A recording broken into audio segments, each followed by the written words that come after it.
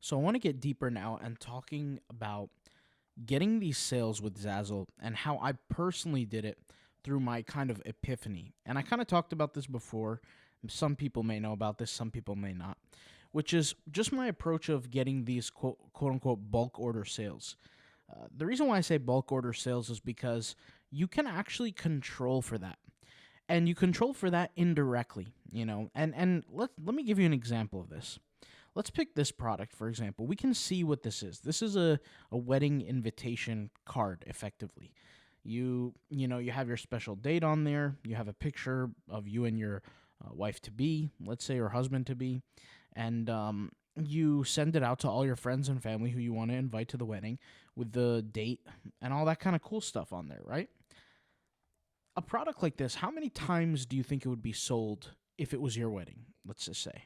Would you sell one, or would you buy one? Would you buy 50? Would you buy 20? You'd probably buy more than one. So it's fair to say that if you do buy this product, you'd buy it in bulk. So indirectly, we're controlling for the type of product that's being created. And that's an important thing because it's kind of obvious and already well known that if somebody is to buy wedding cards, they're going to be, what's their purpose? They're sent out to many people to invite to the wedding. So anything where there's many involved, like this concept of large numbers, is probably a product that I want to be involved in with Zazzle. Zazzle is not the easiest platform in the world, but if you start to understand how it works and why it exists and who the demographic is, you're really cutting the battle by 80%. You're really not fighting an upward battle anymore. It's an easier battle to fight. So the first thing you want to understand is, how can I focus on selling products in bulk? And I kind of want to show this, for example. Let's type in here a pattern pillow. Okay? Now, all I want to see is a picture of a pillow with some sort of pattern, colorful pattern on it. This is a kind of like a good example. These are what I call one-off products. If I go to a company like Redbubble, I could find products just like this. Really, there's nothing wrong with that. But the only problem here is, and I want you, by the way, to ignore who created this product. I want you to ignore how many reviews there are, because this seller could have other products that are being sold. When you look at a product like this, and also you don't really know exactly how long this person's been on the platform making money. In fact, we could look together here. Joined 2018, so that's all 8 years ago. It's a very, very long time ago. Most people who are starting today shouldn't be creating art like this, and I'll tell you why. And this is what we consider the one-off product. And what does that mean? If a customer was going to come and buy this product, without kind of assuming anything, without assuming any type of event or anything, how many of this would somebody buy realistically? Maybe 1, 2, 3, or 4, but they're not going to buy 50. They're not going to buy 100. They're not going to buy 60 of them. Why? Because a pillow is not something that has any tie to multiple people or to some sort of event. Does that make sense? If you want to have the same pillow throughout your house, like the same pattern, the same color, it makes sense to buy a few. At the most, you'll probably buy like 10, right? 4 or 5, but to buy something like 100 or 200 in this design style is not realistic, right? But can the product be sold many times? Well, yeah, of course. What if somebody wanted to give this pillow, and I know this might sound crazy, for some sort of event gift, right? So I'll give you an example. In the world, we have book clubs where there are people that get together, they read books on their own time, and they just come back and talk about them once a week, twice a week, whatever. It could be possible that the book club is creating a certain kind of pillow and handing it out. Somebody has to buy it, of course, but handing it out to all the members of the book club, right? That makes sense. In that case, it would be normal to buy 50 or 100 or 200 of the same pillow. So what is it that differentiates the product? Well, the first thing is the physical component of what the product actually is. There are some products that are much more likely to be bought in bulk than others. That's the first thing. So the physical component. The second component is the artistic creative.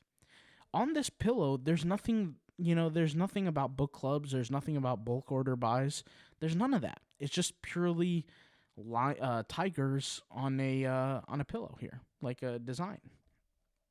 And it's the same thing for all these other designs pretty much. This product right here is probably the product that has the biggest chance for the bulk order buy. Because of the logo. And in fact, we look at some of these. This is once again a one-off type gifted product. Now, I want you to understand that there's nothing wrong with going out there and creating one product gifted, one order, one-off type products. There's nothing wrong with that in the grand scheme. But if you want to give yourself the highest possible chance to make money on Zazzle, you'd go after the bulk order products, okay? And the reason why is because they're usually more demanding. Let me explain. If you were to give somebody a gift, it probably doesn't matter what the gift actually looks like. I mean, you could buy them this pillow, this pillow, this pillow. It gets to a certain point where it's like all the same. You just buy something, you close your eyes, you pick something, and it's over, right? Of course, some people are particular, but it's not really that big of a deal. But there are some other products, right, on Zazzle that do require some particular approach, some particular control, if you will. Let's look at wedding cards again.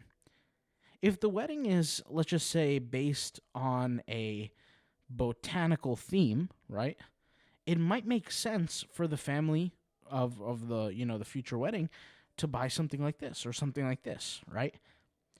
So what I'm saying here is also the creative can affect the purchase. It can affect the components of the art can affect who's buying it, how many times it's being bought, and more importantly, why it's being bought.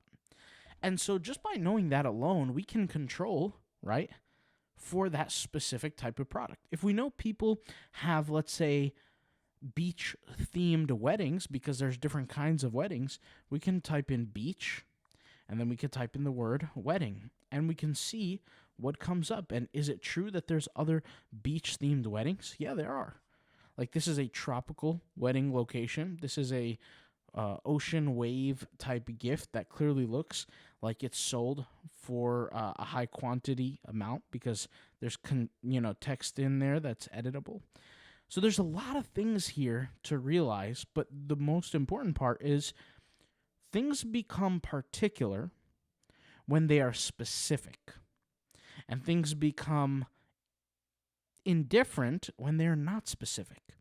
You never want your customers to feel indifferent about your product, because what that really means is they can go with any product if they're indifferent. And if you're buying a gift for somebody, it's easy to be indifferent. It's easy to not care what product you're picking.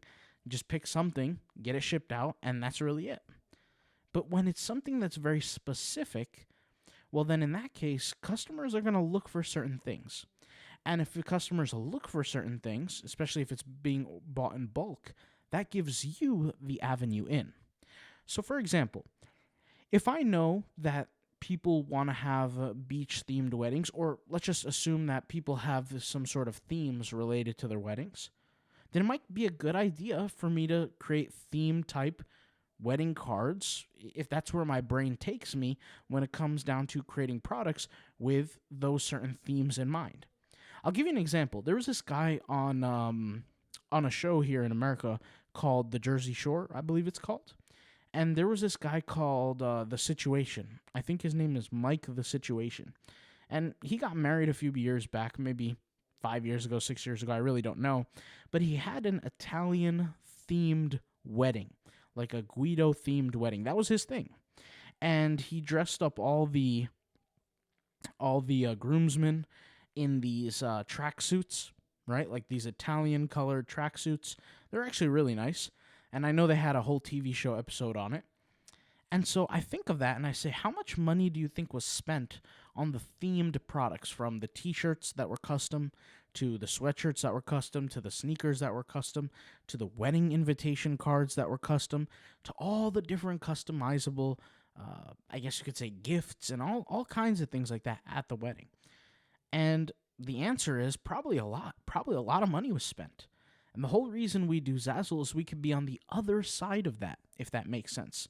But we know that, like I said, certain people have certain requirements, and that's the whole reason why we serve those requirements. And what effectively that does is it helps us get into lower competition niches. That's the whole point of this. We get into lower competition niches by being able to stand out.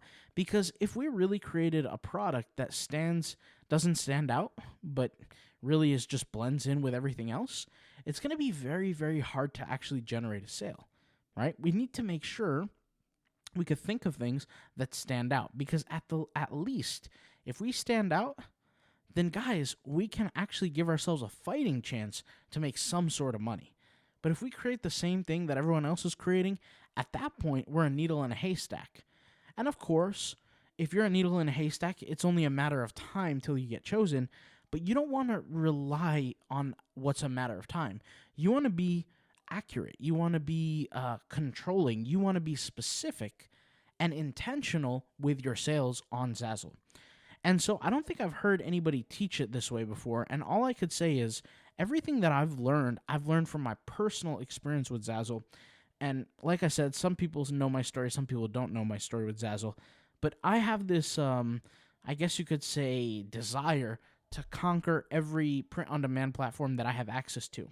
Zazzle was one of them at the time, and for the first 3 months, I pretty much didn't make any single sales, only up until the very end of the last month that I finally made a sale. It was a bulk order sale on some keychains, and it was totally unexpected, and that kind of made me think about why did I actually make the sale.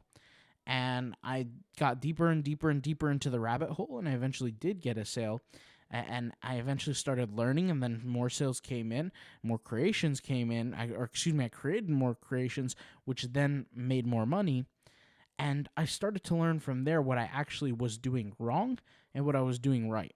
Now, I do want to have a short little statement here, is that one-off products can sell. But we're going to talk about that in the next video as to why they sell and under what circumstances that they sell in.